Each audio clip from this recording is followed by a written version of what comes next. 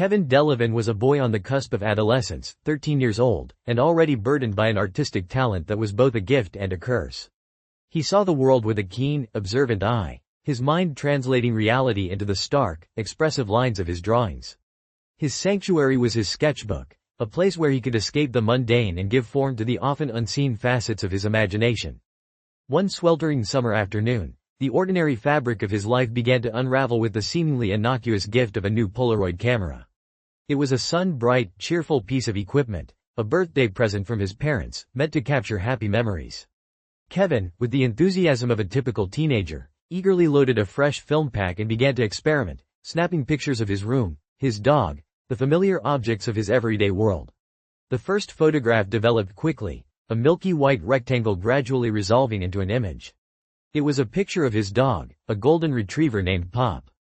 But something was wrong. In the background, shrouded in a murky, indistinct blur, was a strange, shadowy creature.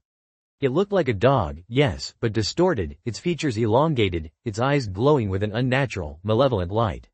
It was a sun dog, a spectral imitation of Pop, a ghostly doppelganger that seemed to stare out from the flat surface of the photograph with an unsettling intensity. Kevin dismissed it as a fluke, a faulty print, perhaps a trick of the light. He took another picture, this time of his bedroom door. Again, the shadowy, sun dog appeared, a little clearer now, a little more menacing, its presence radiating an unholy coldness that seemed to seep from the photograph itself.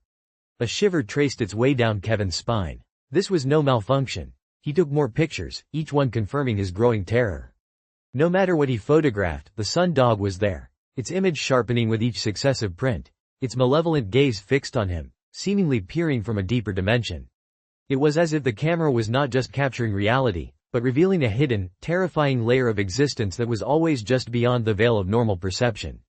The sundog, in its growing clarity, began to take on a more sinister aspect. Its teeth were unnaturally long and sharp, its tongue a dark, pulsating mass.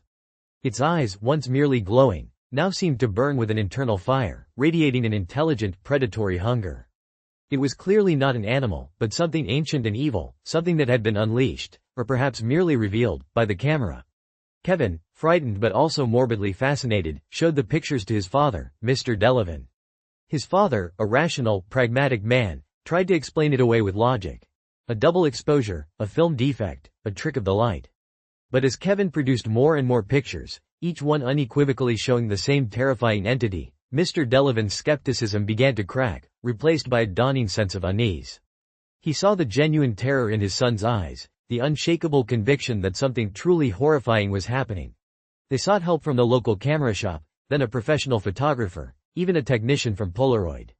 Each one offered a different technical explanation, a scientific rationale for the anomaly, but none could make the sundog disappear. The pictures kept coming, each one more vivid, each one showing the creature closer, its eyes fixed on Kevin with an unwavering, predatory stare. It was as if the sundog was physically moving within the camera's limited world, drawing nearer with every click of the shutter. The implications were chilling. The sundog was not just an image, it was a living, sentient entity, trapped within the camera's lens, but slowly, inexorably, trying to break free. It was consuming the film, using each exposure as a means to gain more substance, more reality. And it was coming for Kevin. The camera became a cursed object, a conduit for something truly evil. Kevin couldn't stop taking pictures, a terrible compulsion driven by a mixture of fear and a desperate need to understand what was happening. Each new picture was a confirmation of his dread, a step closer to the creature's inevitable escape. The photographs, once mere snapshots, became a chilling countdown. As the sundog grew more distinct in the photographs, it began to affect Kevin's physical world. The air around the camera grew cold, a distinct drop in temperature that sent shivers through the room. Objects near the camera would hum with a low, almost imperceptible vibration. The faint, high-pitched whining sound, audible only to Kevin at first, grew steadily louder, a hungry, anticipatory sound that seemed to emanate directly from the lens. His parents, initially dismissive, grew increasingly concerned. They saw the terror in Kevin's eyes, the way he flinched at sudden movements, the way he seemed to be wasting away, losing sleep and appetite. They tried to get rid of the camera, to simply throw it away, but Kevin resisted, clutching it like a drowning man clutching a life raft. He believed, instinctively, that if he let go of the camera, the sundog would simply manifest in the real world, fully formed and ready to devour him. The camera, in a twisted way, was trapping the monster, containing it.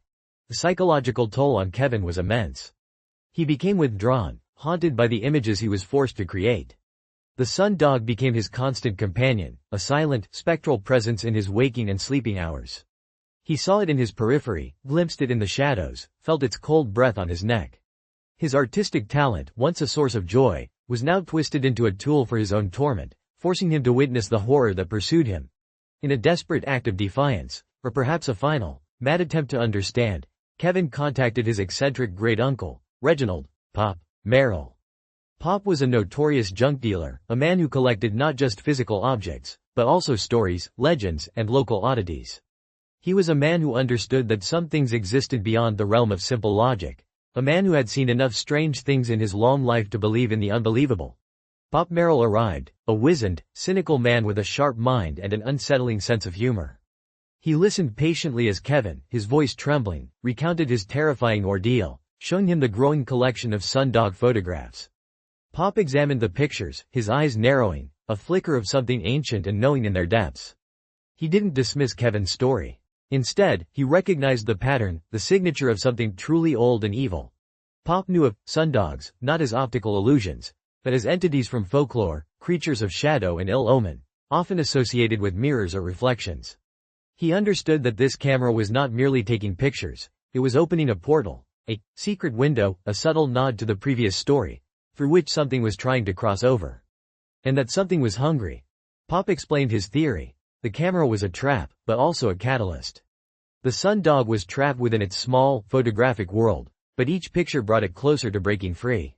It was feeding on the film, drawing energy from the act of creation, growing stronger with every shot. It was a parasitic entity, a temporal predator that existed just beyond the veil of reality. The only way to defeat it, Pop concluded, was to destroy the camera, to destroy the portal before the sundog could fully materialize. But there was a catch.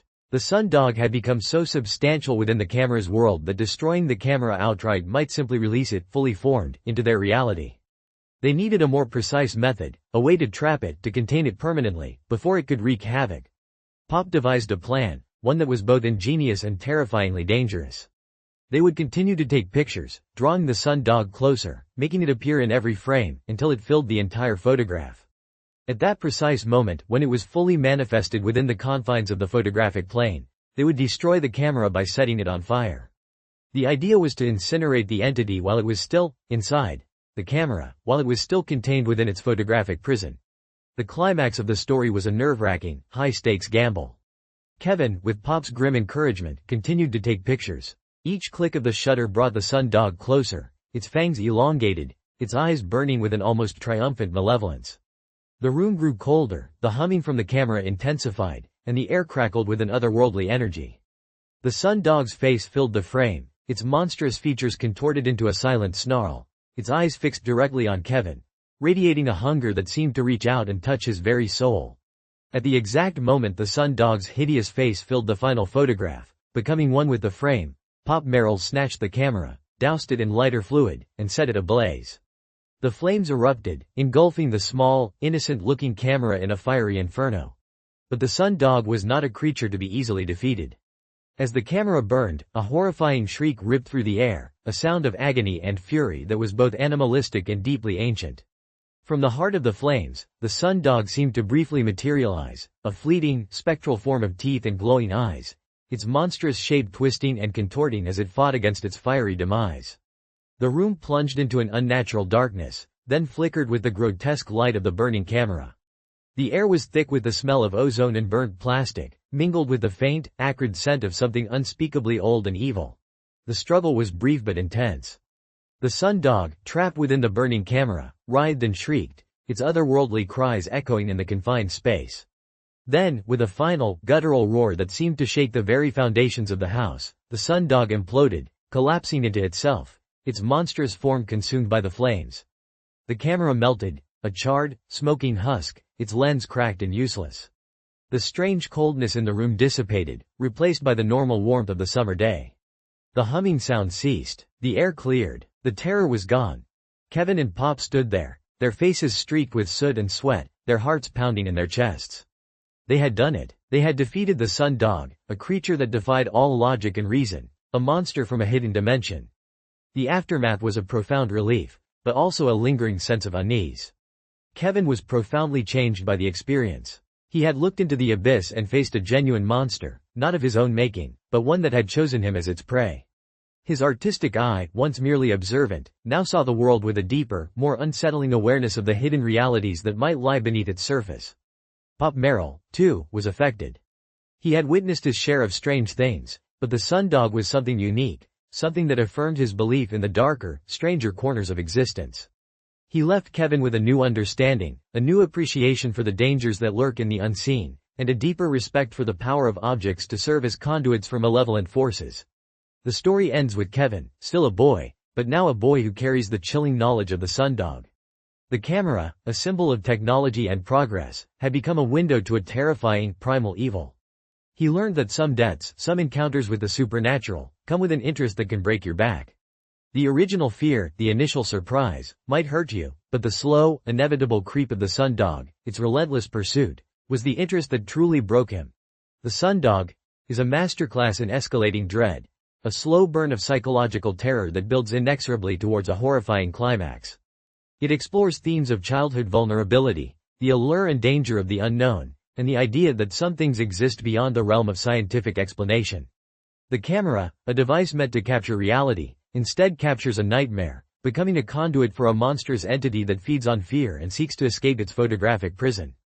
Kevin Delavan's journey is a terrifying coming-of-age story, a descent into a world where the ordinary becomes extraordinary, and the mundane becomes monstrous, leaving him with an indelible mark of having faced a truly ancient and hungry evil.